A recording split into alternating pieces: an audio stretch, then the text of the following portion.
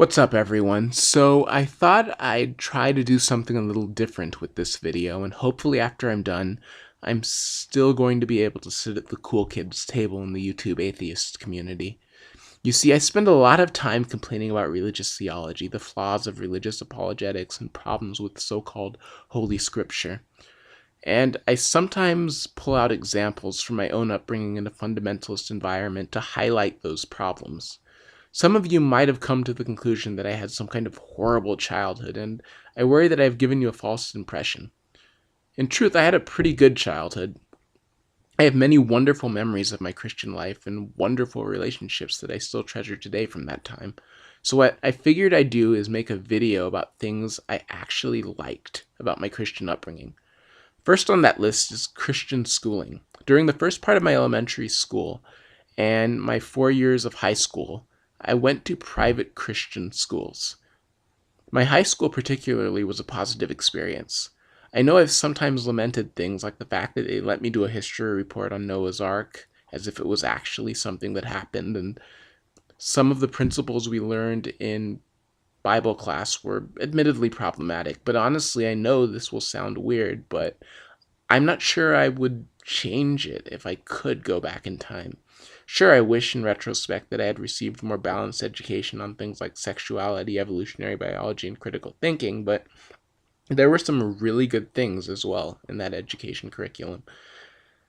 There were some highlights that really stood out. For example, every September before the start of school, we would, as an entire student body, go on this wonderful retreat at a place called Forest Home, which is in Southern California out here.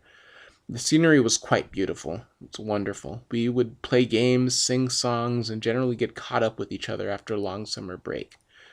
There was this really cool bookstore there as well that I loved to visit and lose myself in between activities.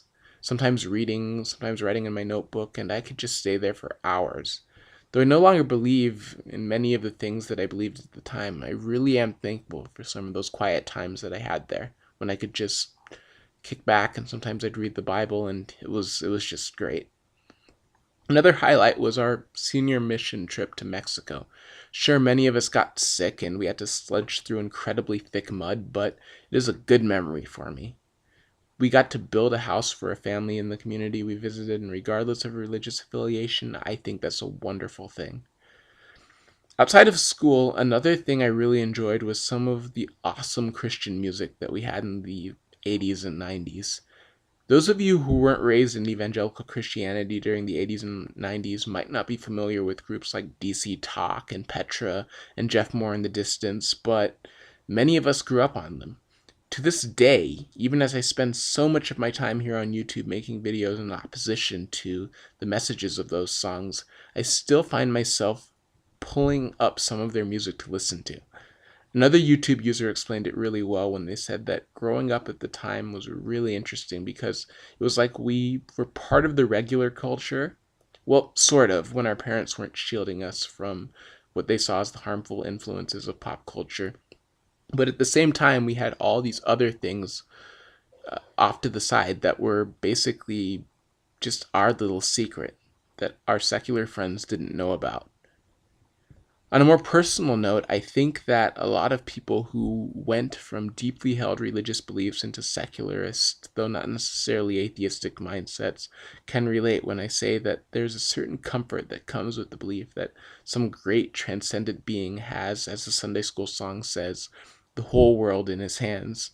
I mean, as a believer, the Christian God was someone I talked to, sought help from, confided in, and even occasionally laughed with. I was also terrified out of my mind at the thought of him. For those of you not raised in deeply religious environments, it may be hard to explain, but I think that when you do understand it, you'll see why the deconversion process is so hard and so traumatic for many people. Reading and studying the Bible was a daily part of my life, once before starting the day and once before bed, and very often during the day as well. That was part of what I did every day. I literally was not at ease unless I read a chapter before starting my day and before I fell asleep at night. I viewed the Bible as my power source, and I needed to plug into it every day to recharge. And then as my faith collapsed, I found myself suddenly without this thing that had given me such motivation for so much of who I was and where I was planning on going in my life.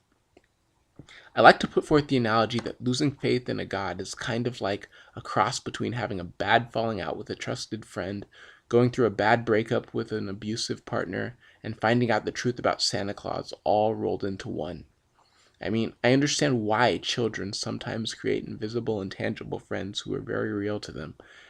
They help them find comfort and security in a world that is sometimes confusing and scary. And I think the concept of a God can serve a similar purpose in the lives of older people, especially those seeking comfort during a difficult time.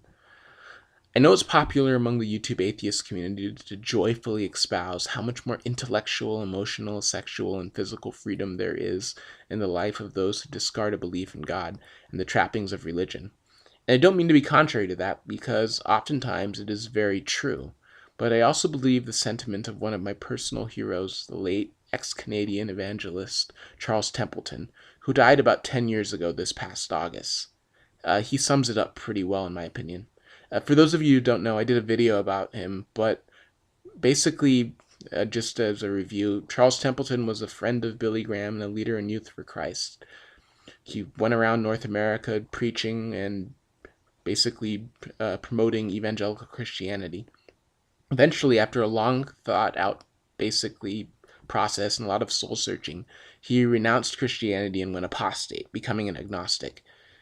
Yet even after renouncing the born-again Christianity he had espoused for decades, he said that he did in fact miss the comfort of his earlier faith.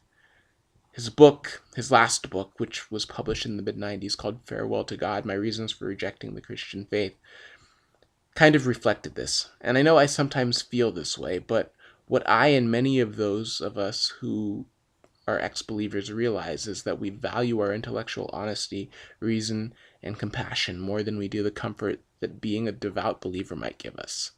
In any case, I would like to hear back from all of you. Is there anything that you miss about your former faith, whatever it was? Any fond memories you still have or relationships that you still treasure? Leave me some text or video responses, assuming I'm again still allowed to sit at the cool kids table here in the YouTube atheist community. And I would love to hear about your experiences. So thanks, everyone.